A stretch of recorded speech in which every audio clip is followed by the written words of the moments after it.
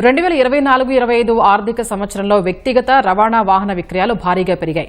గత ఆర్థిక సంవత్సరంలో 43 లక్షలకు పైగా వాహనాలు కంపెనీల నుంచి డీలర్లకు చేరగా వాటిలో రవాణా వాహనాలు 65% ఉన్నట్లు భారత ఆటోమొబైల్ తయారీదారుల సంఘం SIAM వెల్లడించింది. 2023-24 ఆర్థిక సంవత్సరంతో పోల్చితే వ్యక్తిగత వాహన విక్రయాలు 2% పెరిగాయని తెలిపింది. రవాణా వాహన విక్రయాల్లో 5% వృద్ధి కనిపించినట్లు SIAM పేర్కొంది.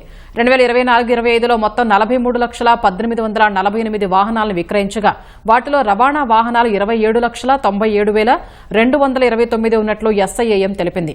2023-24 ఏడాదితో పోలిస్తే రవాణా వాహన విక్రయాల్లో 11% వృద్ధి కనిపించిందని వెల్లడించింది.